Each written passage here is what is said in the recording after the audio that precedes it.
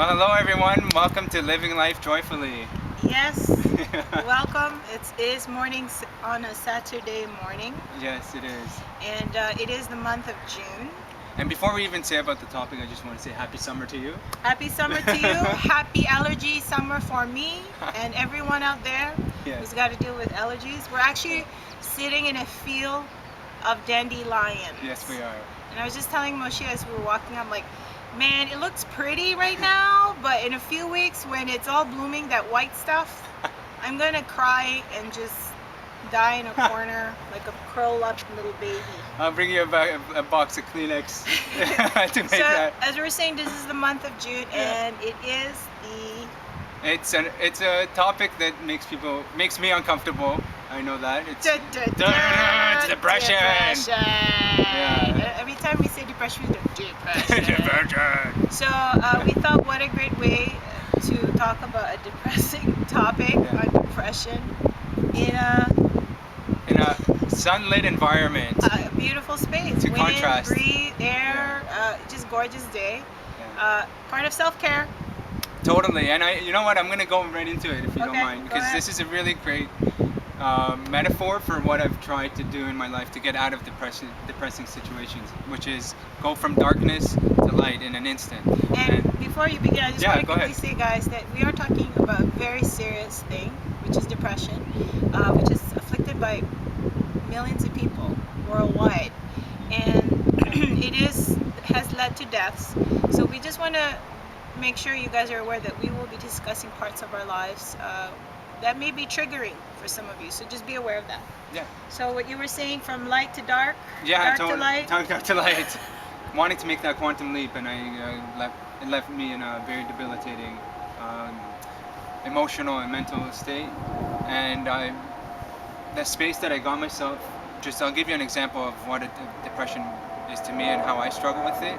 It stemmed from actually a romantic relationship, and pretty much parachuting out of it. When I said last month that I can be very impulsive in romantic spaces, then I do things too quickly, but coming out of it was very abrupt, and there was a lot of guilt, and being in that guilty space, even walking outdoors, I felt guilty as if people were thinking badly of me for what I have done, and I was criticizing myself for not being that perfect person that I've always strived to be. So that was really that many years, and it's only now that it's thanks to Tina that we had a conversation, and I was able to label this experience as being depressive, and me even actually having depression. I never wanted to deal with it, and part of the journey for me is accepting that. And but that's one form of depression that I had to deal with. It led me even to want to injure myself. I had a fit of rage and I choked myself with a scarf in my bedroom. Nobody knew about it until I spoke about it. But that was really a dramatic experience, a lot of trauma internally. And that's one form of depression for me. Another form that's more common is dealing with stressful situations and not being able to handle myself. I hate myself when I can't work under pressure, when I can't keep my cool and just believe that everything's going to work out. I get into such a negative space, and it's a vicious cycle because it puts me into what I like to call analysis paralysis. I guess I'm realizing that I'm a creative person.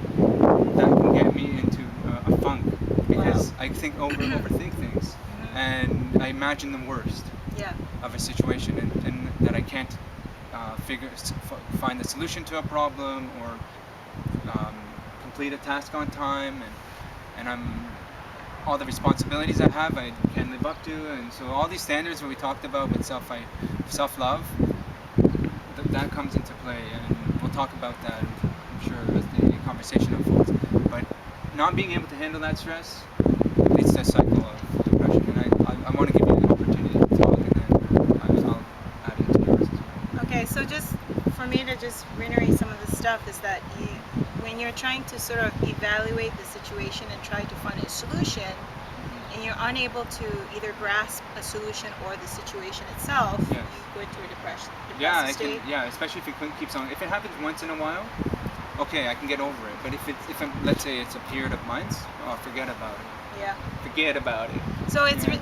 it's as if we're, as we said in our last video for self-love, your standards Much too high. much too high. Much too high. Much too high.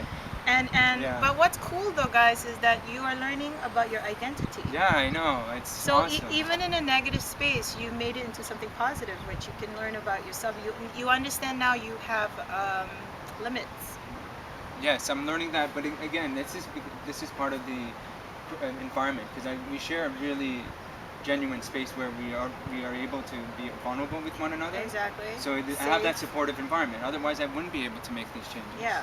And in learning our limits, we can then say, hey, we can challenge ourselves a little bit, bit by bit, and break, you know. And another thing I noticed you were saying that you always try to think 5 steps or figure, you know, maybe that's a cause of stress because you can't outthink something. You can't try to outsmart something or try to say, okay, to avoid something, I need to do this, this. Because then what happens is, I've observed, if you're not being mindful and present in that moment, is how the situation get out of hand. Completely out of control. You see me lose my control. Yeah. And I try to pretend like I'm okay, and I mask the emotions. So it's like you're sabotaging yourself. Oh, big time. Yeah. Big time. Oh yeah. So I'm my own worst enemy. I am my own worst enemy. We are at some point are our worst own enemy. Yeah, but for me, depression. I didn't realize I had depressions when I was 19. So I think it was a week or so after my last attempt to commit suicide. I was watching Oprah. Remember when Oprah was a talk show with guests? So she had an amazing show called Sexual Abuse Survivors, something like that. And I was watching it. I was like, oh my God, these people are like me. They experience stuff that oh my God, that sounds like me. That sounds like me. Oh my God, I have depression. What is depression? Because at 19, I didn't know the meaning of depression. I don't know what that meant. But this lady is saying, when I'm this, I'm depressed. I'm like, wow, that describes me perfectly. I'm like, I have depression. How weird. And I remember thinking to myself, wow, here's the beginning of my steps. And that's how I started learning to meditate, learning a lot of things. And maybe at a young age, I may not have understood much, but I think I spiritually just sensed that that was the right path to take. My depression can be bad. I have several levels of depression. I call them DEFCONs, right? So DEFCON 5 is mild. I can manage, I can go out, I can socialize and be the butterfly that I am.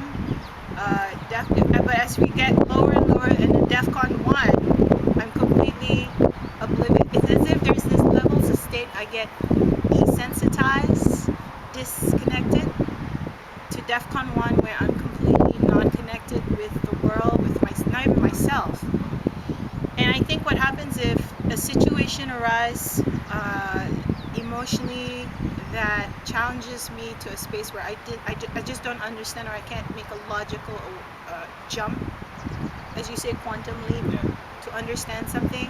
I think what happens is I just get into this disconnected state because I can't get it. And I actually have some theories on that, which we'll discuss in video 2, and the spiritual practicality of the day-to-day, how we manage our depression. And then I went through therapy. I had medication with cognitive therapy, which totally made such a huge difference. But I recognized that my depression was just like weird. You know, like I could be depressed, but because I know my son needs me, I sort of fake it till I make it. So I'm like this awesome mommy and I just do everything. But then when he's down and all his needs are met, I go back into this comatose state where I can't be around adults because they just talk too much, or the attention that they need, I just can't give it to them. So I find that I stay by myself mostly because it just avoids me having to explain why I feel a certain way. And that's the part of depression, is that most people don't understand, so they can't be supportive in our space. Right. You know, Right. they just want to like fix us. Right. They take a screwdriver and just tinker with us. And you just inspired me again to a thought that my mom actually once told me, and I have to use some Hebrew here, if you guys don't mind. The idea of masking our depression, just to either support somebody else or to make other people feel that safe and secure, is that in Hebrew the word for face is panim, and there was this idea that I read once where your face reflects how you are emotionally. And then I told that to my mom because so panim is face and bifnim is inside. So there is somehow a connection there that I can't articulate more than that. But I said that I told that once to my mom, and she said sometimes the person's face doesn't reflect what's going on in the inside. And when you were talking like that, when you're discussing about just being in survival mode, for instance, is that you're not showing your True reflection. Exactly. And that's the thing, and because we don't, or maybe we feel uncomfortable, or maybe society says we can't be that way. Yeah. Whatever the case is, we grew up saying we have to be always a certain way to to everybody, and it's tiring And to do that. And this is why it's so important to talk about this. This is so important to talk about it. I don't want to talk about it. Tina knows that. I don't. It took me a while just to be able to do this video because I was hesitating to just go to this authentic place and even talk about it. Yeah. But now that I'm doing it, I can tell you just from my own experience in this moment that it feels so much more liberating and secure. And thank you for that. Well, that's the thing, because when we go into a depression state, we imprison ourselves within a prison. So we're already in a prison, and we imprison ourselves even more, which sort of makes things even harder to deal with. I'm a matter of fact kind of a person when it comes to my depression.